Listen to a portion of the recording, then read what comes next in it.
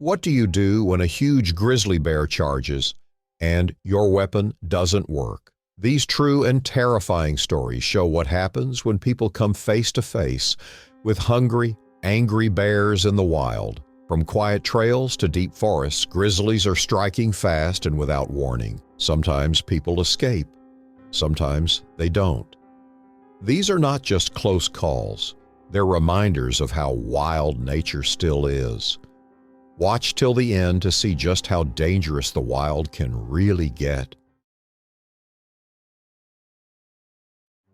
On September 9, 2021, the morning air in Red Rock Timber Reserve, Montana, was cold and still. The tall pine trees stood close together, creating thick shadows that spread across the narrow dirt paths. This protected area was quiet and deep in the forest, far from any town. Kyle Benton, a 34-year-old forest ranger, had spent the last 6 years working in places like this. He was used to being alone in wild places and knew how to handle the unexpected. Kyle was raised in Kalispell, Montana. As a child, he had loved hiking with his father in Glacier National Park. That love for the outdoors never faded. After finishing school, Kyle worked with Wildlife Services before joining the Forest Service full-time. He had training in emergency rescue, trail management, and dealing with dangerous animals. He was known for staying calm under pressure and taking safety seriously. His co-workers said he was one of the best people to have on any patrol. That week, Kyle had been assigned to check damaged signs and mark dangerous trees in the southern section of Red Rock Timber Reserve. The area had been hit hard by storms over the summer, and fallen limbs still blocked some paths. He packed lightly for the day. His gear included a radio, a small medical kit, extra water, and his 12-gauge shotgun. He also carried bear spray and wore a thick safety vest, as he always did. The trail was narrow and uneven. Dirt and pine needles covered the ground, and animal tracks crossed through muddy patches. Kyle made notes on fallen branches, snapped photos of rotting logs, and marked a few unstable trees with red tape. It was slow, steady work. The only sounds were birds and the soft crunch of his boots. He was about 5 miles from the ranger station when he reached a clearing where several trees had fallen, exposing damp soil and broken roots. As Kyle walked across the clearing, something felt off. The birds had gone quiet. A breeze picked up, but the forest seemed still in an unnatural way. Then he heard it. A low, throaty growl came from the trees to his right. He turned quickly, eyes scanning the thick brush. At first he saw nothing. Then a large shape moved between the trunks, heavy, low, and fast. A massive grizzly bear emerged from the trees. Its fur hung loose around its shoulders. It looked thin, ribs visible under the patchy coat. Its eyes were locked on Kyle. The bear growled again, louder this time. Kyle raised his shotgun, heart pounding. He tried to stay still, hoping the bear would back away, but it didn't. It charged. Kyle fired once. The blast echoed through the trees, but the bear didn't stop. He fired again. The second shot hit, but the bear kept coming. The animal was wild with hunger and rage. Kyle turned to run, but the bear was already too close. Within seconds, the grizzly reached him and knocked him off his feet. The force of the hit sent him rolling across the ground. The shotgun flew from his hands. Kyle tried to crawl away, but the bear was on him. Its claws tore into his vest.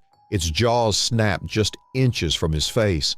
He kicked and struggled, managing to roll toward his overturned all-terrain vehicle nearby. The bear followed, but just as it lunged again, Kyle slid under the machine, using it as a shield. The bear circled, growling and swiping at the sides, but couldn't reach him. Covered in dirt and shaking with pain, Kyle lay still, hidden under the all-terrain vehicle. The forest around him echoed with the sound of the grizzly's footsteps as it moved through the trees again. He did not know if it would return, but for the moment, he was alive. Kyle stayed motionless under the overturned all-terrain vehicle, his chest rising and falling in short, quick breaths. His arms and legs ached from the struggle. Blood soaked through parts of his uniform and his side felt numb. He listened carefully, trying to hear if the bear was still nearby. The forest was silent except for the rustle of wind through the trees and the occasional snap of a branch in the distance. He waited for several long minutes, eyes watching the edges of the clearing. The bear had disappeared into the forest, but Kyle knew it could return. He reached slowly for his belt where his radio was clipped. His hands shook as he pressed the button. The signal was weak, but he managed to give his location and report what had happened. After sending the message, he let his head rest against the cold metal frame of the all-terrain vehicle. He knew help would not come right away. The reserve was remote and backup teams would need time to reach him. He used a torn piece of cloth from his gear to press against the worst of his wounds. Every move hurt, but he stayed alert, forcing himself to stay awake. The pain in his leg and side made it hard to breathe, but he kept his mind focused on survival. About 40 minutes passed before he heard the distant sound of engines. It started faint, then grew louder. Soon, 2 ranger vehicles pulled into the clearing. Several figures rushed toward him. One knelt beside him, checking his breathing and wounds. The others searched the area with weapons ready in case the bear returned. Kyle tried to speak, but could barely move his lips. The pain had grown sharper, and his vision had started to blur. He was lifted onto a stretcher and rushed to a waiting helicopter that had landed in a nearby open field. Medics worked quickly to stop the bleeding and keep him stable. He was airlifted to a hospital in Missoula, where doctors confirmed he had suffered severe injuries, including deep cuts, broken ribs, and serious bruising from the bear's attack. Word of the incident spread through the ranger community. Kyle's co-workers were shocked. Many had worked with him on similar patrols and knew how careful he always was. The fact that he had been attacked despite doing everything right made others more alert. Safety meetings were held across the region, and new warnings were issued about dealing with starving bears. Wildlife experts reviewed the case and explained that as seasons change and food becomes harder to find, bear behavior shifts. What used to be bluff charges could now become real attacks, especially with thin, hungry animals. They reminded everyone that even a shotgun at close range might not stop a determined predator. Kyle spent weeks in the hospital. Surgeons repaired the damage from the claws and teeth. He underwent several procedures and began physical therapy once his body was stable. The road to recovery was slow. Simple tasks like walking or sitting up brought sharp pain. But Kyle worked through the discomfort with quiet strength. Friends, fellow rangers, and people from the community visited or sent letters. Many thanked him for his years of service and bravery. His story became a reminder that nature can be beautiful, but also dangerous. Articles were published about the attack, focusing on how quickly the situation had changed and how lucky he had been to survive. Kyle made a full recovery over time, though the scars from the attack remained both on his body and in his memory. He later returned to forest work, but focused more on training and safety instruction. He shared his experience with the new rangers to prepare them for unexpected dangers. The Red Rock Timber Reserve stayed open, but with more patrols and stronger warnings. Kyle's story became part of ranger training sessions, teaching that respect for nature also means being ready for its most violent moments. On June 4, 2021, the skies over Steuben County, New York, were cloudy with scattered sun as Dana Collins stepped onto the Fire Ridge Trail. This long and rough trail cut through hills and thick woods in one of the less traveled parts of the county. It was not an official state park or protected zone, but it was popular among experienced hikers looking for solitude. Dana, 31 years old, was one of them. She had grown up in nearby Elmira and spent much of her childhood exploring the outdoors. After finishing college in Syracuse, she moved to Rochester for work, but continued her weekend hikes. Hiking was how she cleared her mind after long weeks at her job as a high school science teacher. She had backpacked solo in several parts of the Northeast and often shared trail safety tips with her students. Dana was well prepared. Her pack held food, water, a small tent, bear spray, a map, and basic first aid supplies. She wore tough hiking boots and layered clothes suited for shifting weather. The Fire Ridge Trail was known for steep sections and sharp turns, but she felt confident.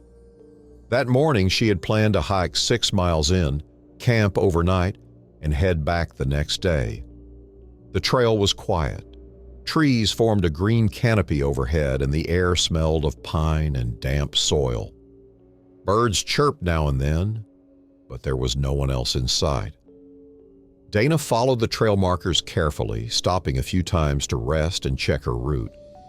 By afternoon, she found a small, flat space between the trees and decided to set up her camp there. She dropped her backpack, unrolled her sleeping bag, and placed her food in a cloth bag. Tired and focused on setting up, she left the bag just a few feet from her tent. As she turned to grab her water bottle, she heard a sudden, sharp sound from the edge of the clearing, the noise of movement too heavy to be a deer. Dana froze. A young black bear had wandered into her campsite. It was thin, likely drawn in by the smell of food. Its snout pushed into her bag, ripping through the fabric. She reached slowly for her bear spray, but the bear turned, eyes locked on her. The distance was short, and the bear lunged. It charged without warning, knocking Dana to the ground before she could react. Its claws scraped across her leg, tearing through skin and muscle. She tried to crawl away, but the pain was too great. The bear swiped again, leaving deep gashes along her lower leg. Blood spread across the dirt. Dana screamed, but her voice faded into the thick woods. At that moment, 2 hikers walking along a ridge above the camp heard the cries. They rushed downhill, shouting and waving their arms. The bear looked up, startled, then turned and ran back into the forest.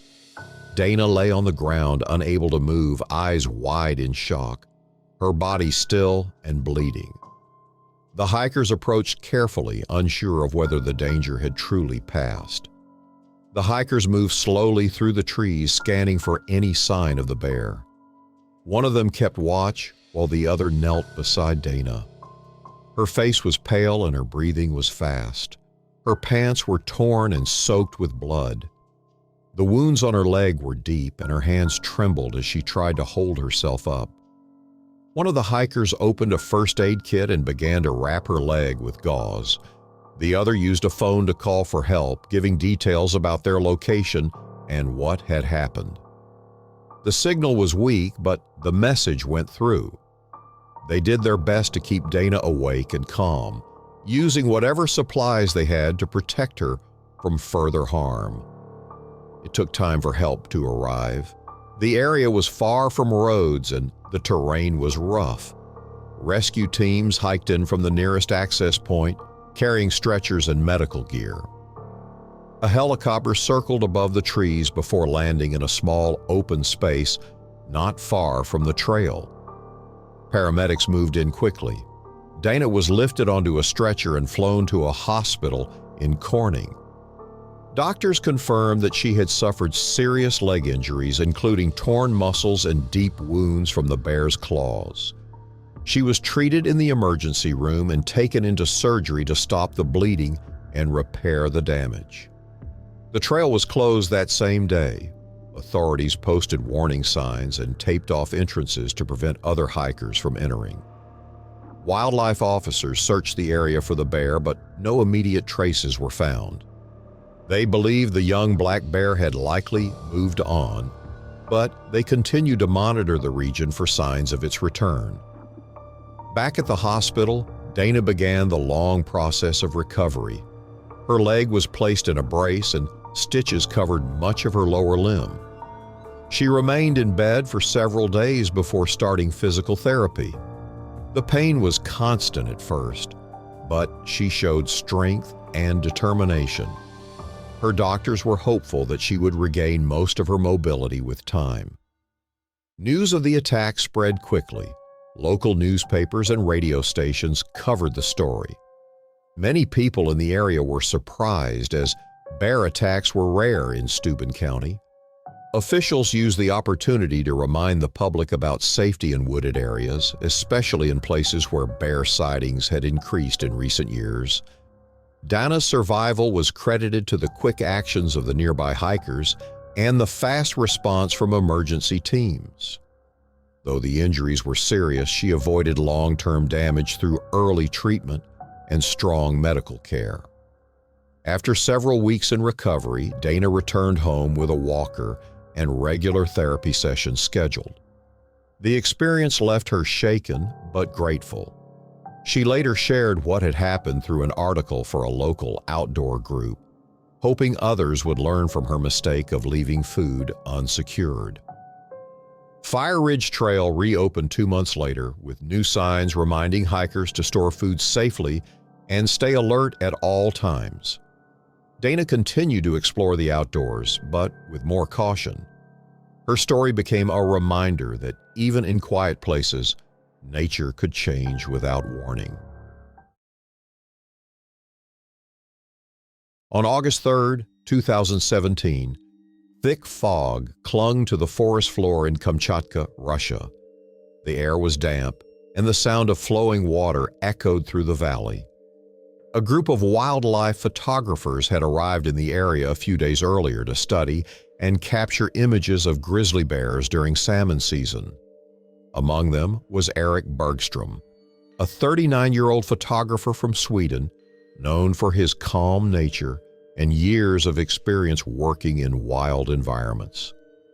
Eric had spent over a decade photographing wildlife in harsh conditions. He had worked in Alaska, Norway, and Canada before coming to Kamchatka. His work had been published in magazines and used in nature documentaries. He believed in respecting animals and staying at a safe distance. His careful planning and strong field skills had earned him respect in his field. This trip was part of a larger project to document bear behavior near rivers during feeding time.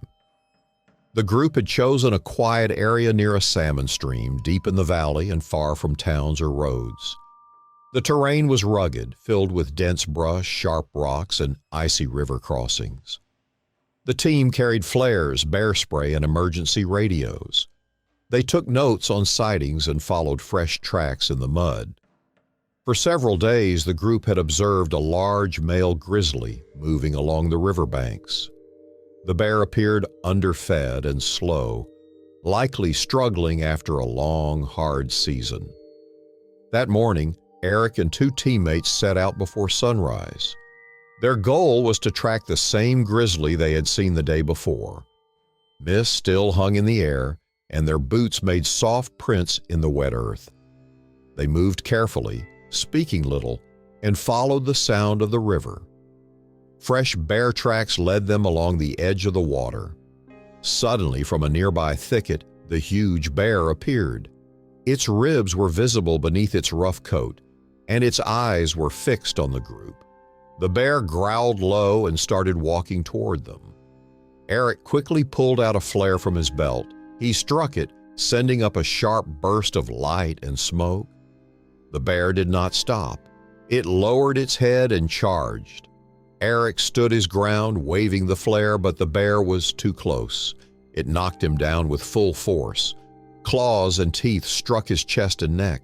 The others turned and ran, hearts pounding, as Eric disappeared beneath the weight of the animal. The sound of breaking branches and the bear's growls echoed through the valley as the 2 teammates led up a slope, not stopping until they reached higher ground. From a distance, they could no longer hear Eric or the bear. They waited, shaken and out of breath, trying to understand what had just happened. One of them grabbed the emergency radio and sent out a distress call, giving their location as clearly as possible. The cold morning air grew still again, and the valley below remained quiet. The two men knew they had to lead help back to where Eric had fallen. The two men stayed on the ridge, trying to stay calm. One of them kept watch, while the other worked the emergency radio again, repeating their coordinates. They knew help would not come quickly. The area was remote, and it could take hours for anyone to reach them. They stayed in place until they were sure the bear had moved on. Then, slowly and with great care, they began making their way back down. Their steps were quiet, and their eyes searched every shadow in the forest. When they reached the river's edge, they found torn equipment and scattered items. A trail of blood led into the brush. They followed it carefully until they found what they had feared. Eric's body lay near a tree, motionless. His jacket was torn and his gear was broken. The bear was gone. They stood in silence for several minutes. There was nothing more they could do for him. One of them used a flare to signal in the sky, hoping to guide rescuers to the location. The other placed a jacket over Eric and cleared the area around him. They moved back toward the slope and waited for help to arrive. After nearly 3 hours, a rescue team reached the ridge. They followed the path the hikers had marked and found the scene just as described. Medical personnel confirmed Eric had died quickly from his wounds. His body was secured and taken to a nearby field where a helicopter could land. The others were flown out later that day. Back in the nearest village, local authorities opened an investigation. They reviewed the team's safety plan and listened to the survivors' account of the event. The bear had been seen in the area several times before. Tracks found near the scene showed signs of poor health. Wildlife experts confirmed the animal was starving, likely due to changes in fish supply and early snowfall in higher areas. Eric's death was officially ruled a fatal animal attack. It was the first recorded grizzly-related fatality in that region in several years. The story reached news outlets across the country. People were reminded that even with training and experience, nature could still be deadly. The two surviving team members later gave talks to outdoor groups and photography clubs. They shared the full story to help others understand the risk of working in wild environments. Eric's family held a private service in Sweden. He was remembered as a man who had loved the wild and worked to show its beauty to the world. His photographs were shared widely after his death, capturing moments of quiet in some of the world's most remote places. His work continued to inspire others to explore nature with care and respect. The Kamchatka project was paused after the incident. The team later returned with new safety rules and a deeper understanding of the land. Eric's name remained part of every briefing, a reminder of the risks that come with walking into the world of wild animals. On October 6, 2020, the early autumn air in Wexford County, Michigan was crisp and cold. Yellow leaves fell from the trees as Greg Walters and his 16-year-old son Mason set up camp deep in the woods for their weekend hunting trip. Greg, a 44-year-old firefighter from Cadillac, Michigan, had been visiting this part of the forest since he was a boy. Hunting was something his father had taught him, and now he was passing that knowledge on to his own son. Greg was known for his calm nature and strong work ethic. He had spent nearly 20 years working in emergency services. In his free time, he enjoyed hiking, hunting, and camping with Mason.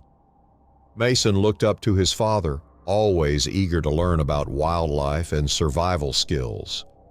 This trip was special to both of them, a chance to bond before Mason's school schedule got busy again. They arrived at the site before sunset, parked their pickup truck at the edge of a narrow trail, and walked in a few hundred yards. The camp was simple but comfortable. A small fire ring, a sturdy canvas tent, and folding chairs set up in a circle. They cooked dinner over the fire, cleaned up, and stored the rest of their food in a cooler beside the tent. It was not locked or raised, but they believed the area was far enough from farms or towns to be safe. By nightfall, the woods were silent. The moon lit the tops of the trees and a breeze moved through the dry leaves. Inside the tent, Greg and Mason lay in their sleeping bags, tired from the long day. The truck was parked close by in case of an emergency. Before sunrise, just after dawn, the peaceful forest turned into a scene of terror. Loud crashing sounds came from the edge of the camp. Something heavy knocked over the cooler. Greg sat up, confused, and unzipped the tent. In the dim light, he saw a large figure moving near the food. It was a black bear, bigger than any he had seen in this part of Michigan. Greg moved fast. He grabbed his flashlight and ran outside, trying to scare the animal away. The bear turned quickly and charged. It slammed into Greg, knocking him to the ground. Its claws raked across his shoulder and chest. Blood spread across his shirt. He tried to roll away, but the bear pinned him down and bit into his side. Mason, frozen in fear, sprinted to the truck and locked the doors, watching through the window as his father struggled under the massive animal. The bear growled and tossed its head, then turned away and walked back into the trees. Greg lay on the ground, not moving. Mason grabbed the emergency radio from the truck's glove box and called for help. Mason stayed in the truck, gripping the radio tightly. His eyes never left his father, who was lying still on the forest floor. The sound of the bear crashing through the underbrush faded into the distance. The woods slowly became quiet again, but the fear in Mason's chest stayed heavy. He gave their exact location over the radio, speaking slowly so rescuers could find them. Time passed slowly. The sun began to rise over the trees, casting weak light across the clearing. Mason kept checking to see if his father was still breathing. He saw Greg's chest rise and fall in small movements. That gave him hope. He grabbed a blanket from the back seat and ran to his father. He covered him gently and stayed close, trying to keep him warm while they waited. After nearly 40 minutes, the sound of engines came from the trail. Park rangers and emergency medics arrived in off-road vehicles. They moved quickly and carefully. One ranger checked the area for the bear while the others surrounded Greg. Medics opened their kits and got to work. They cut through the torn shirt and cleaned the wounds. There was a lot of blood, and the injuries were deep. Greg had suffered major trauma, including blood loss and multiple claw wounds across his upper body. His side showed bite marks, and his shoulder was badly torn. Medics placed him on a stretcher and loaded him into an emergency vehicle. Mason sat beside him, holding his hand as they made their way out of the forest. A helicopter met them near a ranger station and flew Greg to a hospital in Traverse City. Doctors were already waiting when they arrived. At the hospital, Greg was taken into surgery right away. The doctors worked for several hours to stop the bleeding, clean the wounds, and repair torn muscles. He was given blood, antibiotics, and pain medicine. The injuries were serious, but he was still alive. Mason waited with hospital staff until other family members arrived. Back in Wexford County, local rangers investigated the scene. They found the damaged cooler, broken branches, and signs of the bear's path. Rangers confirmed that the same bear had been seen near local farms in the weeks before. The food left outside likely attracted the animal to the camp. Experts reminded the public that even remote camps are not safe if food is left unprotected. Greg survived the attack, but remained in the hospital for weeks. He needed more surgeries and physical therapy to heal. Doctors said it would be a long recovery. Rangers used the incident as a warning. They added more signs to campsites about storing food in bear-proof containers. They also held safety meetings in nearby towns, sharing Greg's story with others who hunted or camped in the area. Mason stayed close to his father during recovery. Their bond grew even stronger after the attack. Greg later spoke at a local community center, sharing what had happened and reminding others not to take chances in the wild. On July 17, 2018, the sun rose slowly over a quiet lake deep in the forests of British Columbia, Canada. The lake was calm, its surface smooth like glass. Near the shoreline stood a small fishing lodge known for its rustic charm and peaceful setting. The lodge had no roads leading to it. Guests arrived by float plane, looking for time away from busy life. The staff kept the lodge running with simple routines, preparing meals, storing supplies, and guiding guests on fishing trips. One of the workers was Colin, a 34-year-old man who had grown up in nearby Prince George. He had always loved the outdoors. After working different jobs around the province, Colin found peace at the lodge. His days started early and ended late, but he enjoyed the quiet and the beauty of the wild. His duties included checking food storage, handling deliveries, and helping guests feel welcome. That summer, the lodge was nearly full. People had come from different parts of Canada to enjoy the quiet lake and fresh air. A few families, some older couples, and solo travelers filled the wooden cabins around the water's edge. The kitchen was stocked with meat, canned goods, and fresh fish from the lake. A separate hut beside the main lodge was used to store food away from the sleeping quarters. Colin made sure it stayed secure. That night, the wind picked up. The trees creaked and light rain passed through.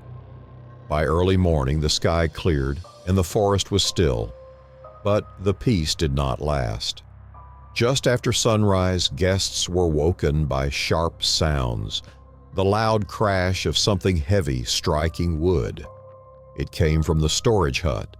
Colin, already up for morning duties, ran toward the noise. The food hut's door had been torn open. Inside, a massive grizzly bear stood on its hind legs, swiping at shelves. Meat packages lay torn on the floor. Colin shouted and waved his arms, hoping to scare it off. He had seen bears from a distance before, but nothing like this. The bear dropped to all fours and lunged. It struck Colin with one powerful swipe, knocking him into the wall. He fell hard. The bear bit into his side, then tore through crates of food as if nothing had happened. Two other staff members ran toward the noise, only to be thrown aside when they got close. One hit the ground hard and lay still. The other rolled away, clutching his shoulder. A guest watching from a nearby cabin ran to help. She was a nurse on vacation and grabbed her medical kit. While the bear moved deeper into the hut, she reached the injured staff. The bear finally wandered off into the trees, carrying part of a meat crate in its jaws. The clearing fell quiet again, but the damage was clear. Colin was not moving. The others were badly hurt. The nurse checked pulses and began giving aid while someone called for help from the radio inside the main lodge. The nurse kept working as the seconds passed. She moved between the injured, applying pressure to wounds and checking their breathing. Her hands were steady, and she gave instructions to a guest who had followed with blankets and towels. Inside the lodge, another worker radioed for help using the emergency system. A float plane was contacted and prepared to leave from a nearby town with medical responders. The injured staff member with the shoulder injury remained conscious, but in pain. The other, who had been struck harder, was barely awake. The nurse kept them both as stable as she could. She wrapped bandages, placed rolled towels under limbs, and stayed calm despite the fear in her eyes. She checked Colin again and confirmed what she already knew. He had not survived the attack. His wounds were too severe and there had not been enough time to save him. Colin died from his wounds before help could arrive. The float plane reached the lake later that afternoon. It landed smoothly and taxied to the dock. Emergency responders moved quickly, bringing stretchers and supplies. The injured were lifted gently and taken on board for treatment and evacuation. The nurse gave full details of what she had done. The responders praised her efforts and took over the care. Guests stood nearby, silent and shaken. Many had never seen a bear before, and no one expected something like this to happen in the early morning hours. Parents held their children close. Others packed their bags in silence. The lodge owners announced that the retreat would close temporarily until officials completed a full investigation. Local wildlife officers arrived later that evening by boat. They walked through the camp, studied tracks, and inspected the food hut. Broken crates, claw marks, and scattered meat were found across the floor. The door had been torn from its hinges. Officers said the bear was likely drawn by the smell of meat and fish stored inside without proper sealing.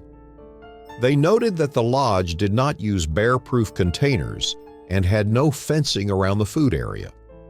In the following days, news of the attack spread through nearby towns and national media. Many people expressed sadness over the loss of life and concern about the safety of remote lodges. Officials reminded all lodge operators to review their bear safety procedures and follow strict food storage rules. The lodge involved in the attack faced pressure from regulators and paused all bookings. Witness accounts from guests and staff helped piece together the full timeline of events. They described the sounds, the movement of the bear, and how the attack happened. Their stories helped investigators understand how quickly the situation had changed. The retreat remained closed for several months. New safety rules were added, including bear-proof storage units, alarms, and emergency training for staff. Colin was remembered in a small ceremony by the lake attended by co-workers and guests who had been present that day. His name was added to a plaque that now hangs inside the lodge as a reminder of the danger that can come without warning in the wild. On June 26, 2019, the mountain air above Coal Rock Preserve in Alaska was dry and cool. The preserve, used by universities as a field research area, stretched across steep ridges and narrow valleys. That week, 2 geology students had set up camp near a cliffside to study erosion patterns and glacial runoff. Rachel Monroe, a 23-year-old senior from the University of Colorado, had been researching Arctic permafrost for over a year. Her partner on this trip, Evan Harris, 25, was a graduate student from Washington State University with a focus on tectonic plate shifts and sediment layers. Rachel had grown up near Boulder, hiking and exploring mountain trails with her family. She was known for being focused and careful in the field, often writing detailed notes and sketches in her weatherproof journal. Evan, taller and quieter, had spent most of his free time learning how to camp, climb, and survive in wilderness areas. Their project required days of hiking between rocky outcrops, collecting samples, and marking changes in the landscape. Their current camp sat near the edge of a high ridge, with open views of distant peaks and a narrow river far below. They had pitched a tent on a flat patch of gravel beside the brush and stored their equipment just outside. The nearest ranger station was more than a day's hike away, and only radio calls could reach the outside world. The morning began like most others. Rachel checked sample bags while Evan boiled water for breakfast. They planned to hike another half-mile down the ridge to collect new measurements. The sound of wind over rocks filled the space around them, but without warning, that calm was shattered. From behind the brush came a sharp sound, snapping branches and heavy steps. A large grizzly bear burst through the trees just 20 feet from the tent. Its fur was matted and its ribs showed through its thick coat. The animal had likely come up from the lower valley searching for food in the thin alpine scrub. Rachel turned, eyes wide, and began to move backward. Evan reached for the emergency flare case just outside the tent. The bear charged fast. Rachel slipped on loose gravel and fell. The bear reached her in seconds and swiped with its massive paw. Claws tore into her shoulder and back. She cried out and rolled away as Evan pulled a flare from its case. He lit it and threw it toward the thick brush, where the smoke and bright light startled the animal. The bear stopped and backed away for a few seconds, eyes darting between the two students. Evan grabbed Rachel's arm and helped her to her feet. Blood soaked the back of her jacket and her steps were uneven, but she could move. Together, they stumbled toward a rock outcrop, staying low as the bear disappeared back into the trees. The priority now was getting help before the bleeding got worse.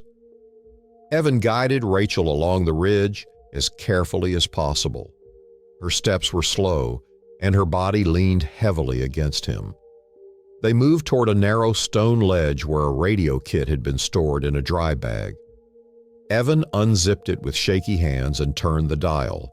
The antenna extended toward the sky as he spoke into the small speaker, calling for help.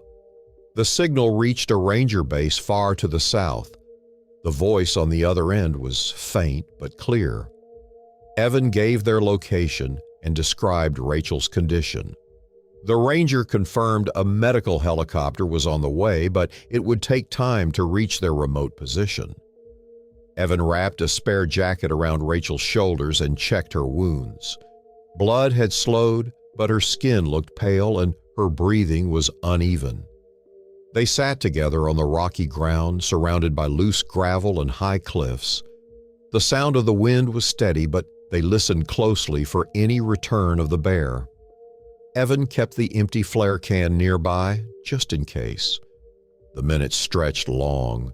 The sun moved across the sky and shadows shifted over the rocks. Rachel stayed still, conserving her strength.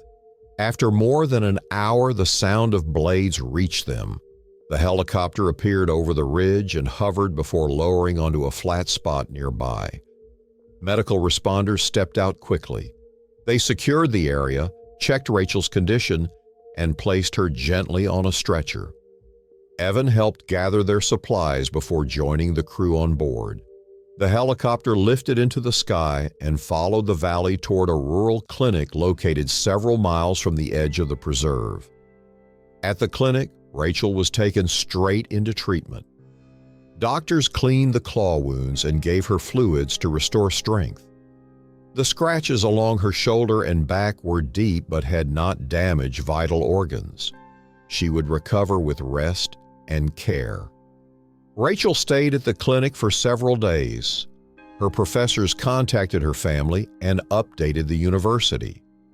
Evan remained nearby, staying in touch with the research team and helping answer questions from park officials. Rangers launched a review of the attack site and found signs of heavy animal activity. Claw marks were visible on nearby trees, and scattered tracks led down into the valley. Wildlife experts reported that the region had seen an increase in bear movement. The usual food supply was low that season, forcing animals higher into human study zones. Officials reminded schools and research groups that even experienced teams needed protection in remote areas. Fieldwork now requires ranger escorts in some locations. Rachel returned home with visible scars but remained committed to her studies. She shared her experience in safety briefings for future field students. Evan continued his research and later published their collected data along with a section about wilderness risk. Their experience became a cautionary story, told to students preparing for work in wild places, a reminder that even calm mornings can turn dangerous when nature is pushed to survive.